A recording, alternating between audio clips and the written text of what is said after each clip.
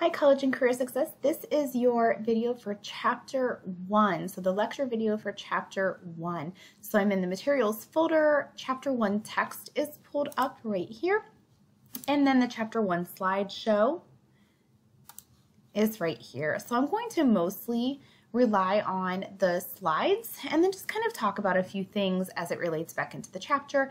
But as I will always recommend throughout the semester, whenever there is a concept that relates more to you, I encourage you to spend more time on that section than another section that maybe does not apply to you.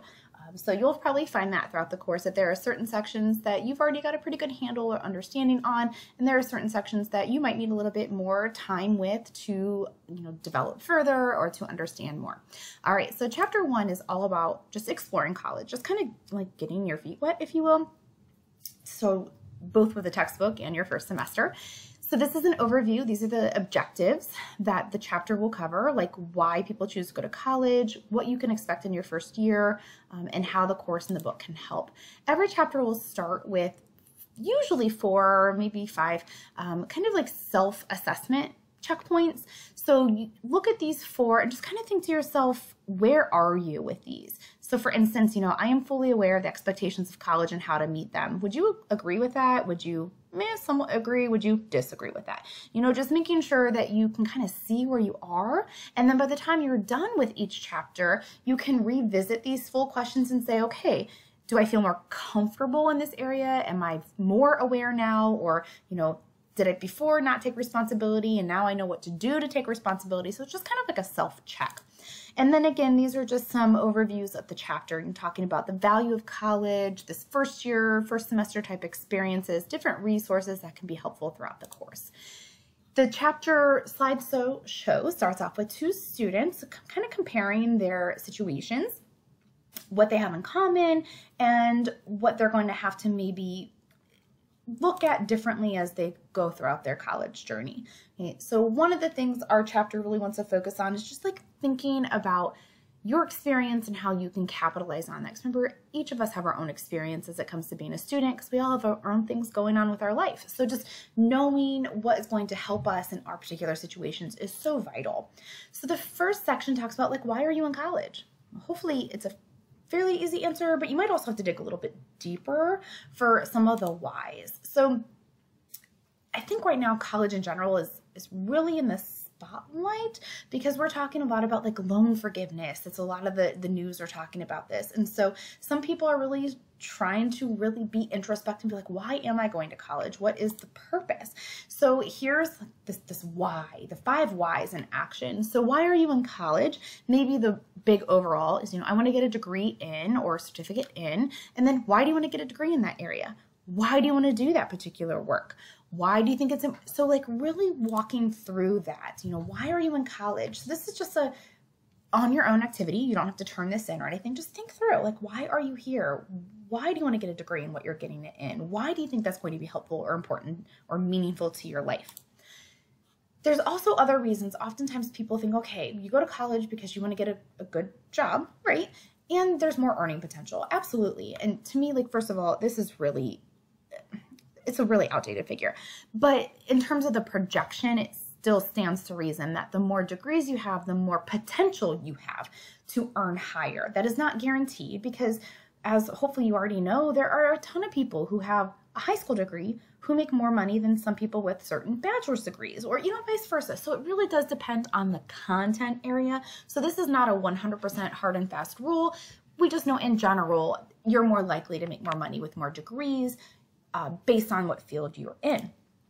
But beyond making more money, there's also other benefits to going to college. You are going to be more satisfied with your job. You worked hard to get that career, so there's improved job satisfaction, stability, improved health and wellness, meaning you are more mentally healthy. You are more emotionally healthy because you worked hard, you have that satisfaction, you were motivated, you reached your goal, and then it can trickle down to other generations. And then also beyond yes, these are all things you can use in your career, but these help you just in general in life, right? So oftentimes in the college setting, you do get to improve upon your critical thinking, your leadership, your working with other people, digital technology, all of these things that are going to most definitely help you in a career situation, but also in life in general. Those are also valuable things to have. So something to think about, what will be valuable to you beyond your career? Like, what other things are going to benefit you to getting this education? So now, why this course in particular? So this course has been around. I've been here at the college for 14 years, and I've taught a variation of this course for all 14 years. So the course in general has been around for a long time, but they only started doing research on courses like this, I would say, within the last 10 years or so. And they started following cohorts through and seeing, students who took a course like this versus students who didn't. And they found that students who took courses like this, the 3 credit hour version that you're taking, as well as we have a 1 credit hour version, were more likely to retain, so come back in future semesters and graduate with a higher GPA versus students who did not take a course like this. So because this really does help you navigate going through and getting a degree and meeting your goals. And so there is value in every undergraduate program at this point across the country. Undergraduate meaning you're working on an associate or a bachelor's degree, has this kind of orientation or student success or college success course material that they have to work on. So what do you have to work on, or what you're going to expect or adjust when you come to college? So here are some adjustments. Now keep in mind, yes, we're a commuter school. So if you're going to a 4-year university where you're living on campus, there's a whole other world of adjustment with that. But there's still adjustments to a 2-year commuter school. Academic adjustment, right? So there's going to be more demands on your academics versus maybe high school. If some of you are fresh out of high school, or if high school is your most recent educational experience. Cultural adjustment, there's going to be not only just literally people from different cultures, but also the culture of college, because you have different language and different expectations and different understandings you're supposed to have as a college student. You're just supposed to know who a bursar is and what the registrar does, things like that, and know how to read a syllabus. Emotional adjustment, it's stressful. It's going to be stressful. So, kind of adjusting those emotions to be prepared to handle that stress, to handle that extra kind of thing on your plate. Financially, obviously, whether it's scholarships, grants, loans, whatever it might be. So we want to make sure that you're aware of those financial adjustments, intellectual adjustments, again, kind of similar to that academic, but also just thinking through our academic work in a different way, and then our social adjustments as well. So you're going to be meeting new people and doing things that are a little different, maybe outside of your comfort zone, so that you are getting that social interaction. All right. Also, from there, you can see that this goes through the 6 areas, if you will, of adjustment for first-year college students. And it just breaks it down in a little different way for you to think about all those different adjustments. And so that's another piece why college is so difficult, because you're not just doing that academic piece. You are doing all those other things at one time. And then add, for some of you who might have family, children, other responsibilities, you have to adjust like your time and your energy as well. All right, let's keep going here. So this kind of builds on that cultural adjustments.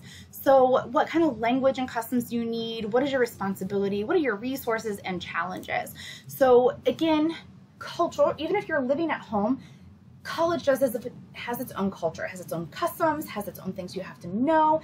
It's just different in this setting. So for instance, think about, I know for some of you, you might all be online, so it might be a little difficult, but even if you're just online, you're still having to look at the syllabi. You're still having to learn about learning management system. That's what you're in right now, Blackboard, learning management system. You are still having to maybe think about like subsidized versus unsubsidized loans and all these different things, all these different terms. And then if you're on campus, you might be hearing even different and more diverse information and terms. So think about that when you are thinking about like the culture of college. So you also have to understand that, as you progress throughout your college career, you're going to have to make relationships with instructors, with your advisors, because they can be the ones who are going to be referencing, give you references, help you find internships, network with your field, and really make sure that you are getting the most out of your experience as possible. So this talks about like all of those different relationship components.